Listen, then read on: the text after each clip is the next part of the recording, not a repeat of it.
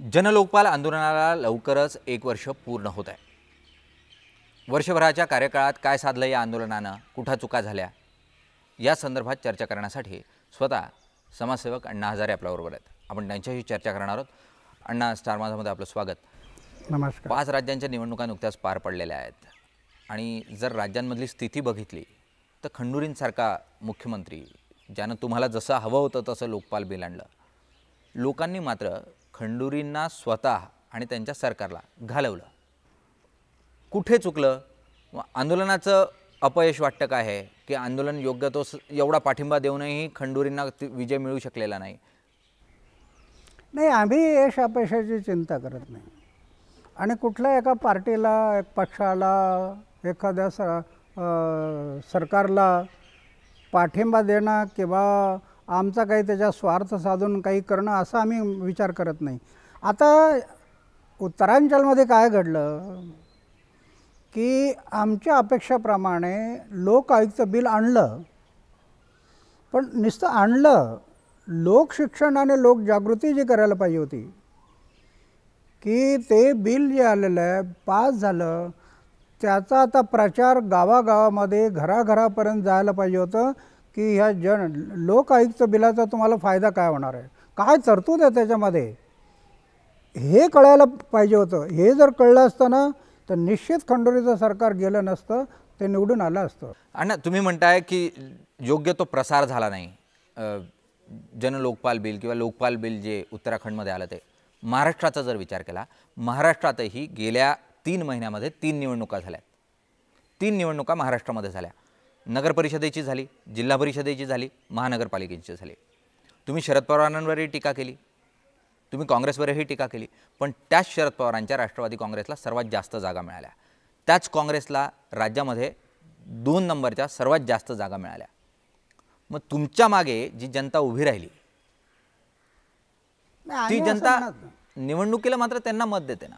आम्ही असं म्हणत नाही की जनता आमच्या पाठीमागं फार, जनतेला ज्या दिवशी कळेल की आपल्या फायद्याच्या तळाला जनता उभी राहते।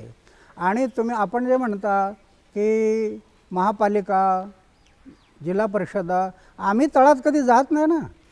आता महाराष्ट्राचे एवढे इलेक्शन झाले पण आम्ही कुठे गेलो नाही प्रचाराला, कुठं मीडियाला बोललो नाही की यांना मत द्या त्यांना। आम्ही फक्त एवढंच सांगत होतो चारित्र्यशील लोकांना मत द्या। आम्ही पक्ष आणि पार्टीचा कधी उल्लेख केलेला नाही, कारण आमचा जो दृष्टिकोन आहे तो ह्या तळातले जे आहेत ना याच्याशी दृष्टिकोन नाही। आमचा दृष्टिकोन आहे तिकडे जो देश बदलायचा, ती लोकसभा, विधानसभा, हे कायदे करणाऱ्या सभा आहेत। जनहिताचे, राज्यहिताचे, राष्ट्रहिताचे कायदे जर झाले आणि त्याची अंमलबजावणी झाली तर निश्चित बदल होईल। अण्णा, पण तुम्ही जे म्हणतायत, पण आपला जो विषय आहे अपयश निवडणुकींमधलं जे आहे ते चळवळीचं मानत नाही का तुम्ही? कारण तुम्ही ज्यांना विरोध करत नाही ते सत्तेत आले ना आज जगामध्ये।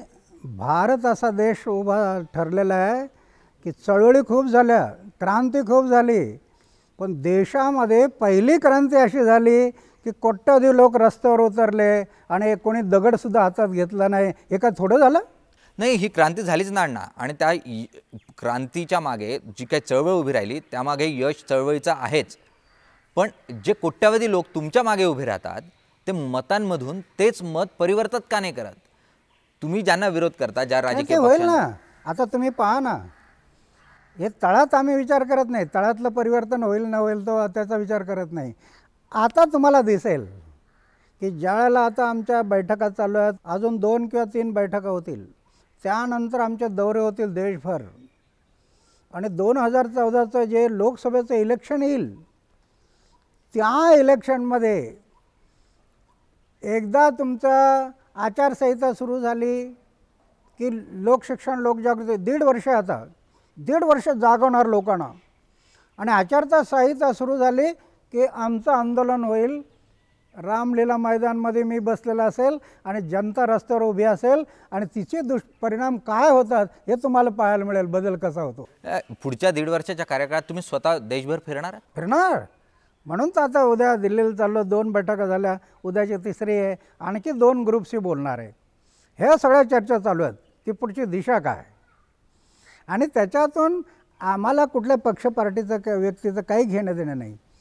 आमचा उद्देश एकच आहे की भ्रष्टाचारमुक्त भारत निर्माण करण्यासाठी जनतेने असे माणसं निवडावीत की जे चारित्र्यशील आहेत. तुमची जर विधानं बघितली गेल्या काळातली तर तुम्ही फक्त काँग्रेसचा विरोध करता, इतर राजकीय पक्षांचं मात्र असं काही सोप्या नाही. पद्धतीनं समर्थनच करता. काँग्रेसचा विरोध आम्ही आजपर्यंत तरी, मला या चळवळीला 35 वर्ष होत आले, पण 35 वर्षात काँग्रेसच्या विरोधात कधी मी बोललेलो नाही. शिवसेना, BJP सगळ्यांच्या विरोधात माझे आंदोलन झाले.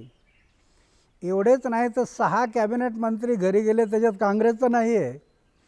आज काँग्रेसच्या विरोधात आम्ही बोलतो कारण काँग्रेसला सत्ता आणि पैसा याच्या पलीकडे काही दिसत नाही.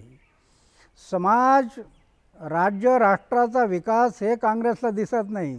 सत्तेतून पैसा आणि पैशातून सत्ता याच्या भोवती काँग्रेस फिरायला लागलेली आहे. ती जी लालबहादूरची काँग्रेस, लालबहादूरजी किंवा तुमचे सरदार पटेल किंवा कामराज, ती काँग्रेस आता राहिली नाही.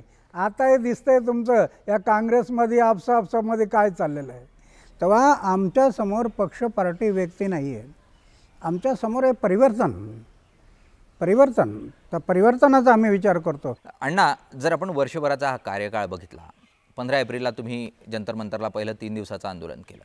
त्यानंतर जे ऑगस्टमध्ये झालं 12 दिवसाचं तुमचं उपोषण, त्याला क्रांतिकारक असं समर्थन मिळालं.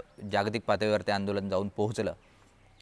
त्यानंतर डिसेंबरमध्ये जे मुंबईतलं आंदोलन झालं ते फ्लॉप झालं. नाही, हे बरोबर नाही. आताही जर मुंबईतलं तुम्ही पाहिलं, काही थोडी माणसं नव्हती. मी एक मंदिरात राहणारा फकीर, ज्याच्याकडे धन नाही, दौलत नाही, सत्ता नाही, पैसा नाही, आणि त्याच्या सभेला एवढे पब्लिक जमतं आहे, हे काही कमी नाही आहे. पण काही लोकांना सवय लागल्या की काहीतरी असं विरोध करायचा म्हणून बोलायचं. नाहीतर आता तुम्ही पाहिलं की फक्त एक दिवस जे आंदोलन झालं त्याची CD आजही पहा, किती पब्लिक होतं त्या. पण काही लोकांनी ज्या ठिकाणी ऊन असल्यामुळं लोक बसले नाही, तिथले फोटो घेतले आणि ते दाखवले की पहा हे पब्लिक नाही. असं ते खोडसाळपणा आहे त्याच्यामध्ये. कोणाचा खोडसाळपणा वाटतं तुम्हाला? हे मीडियामधले बरेच लोक आहेत ना, झारीतले शुक्राचार्य.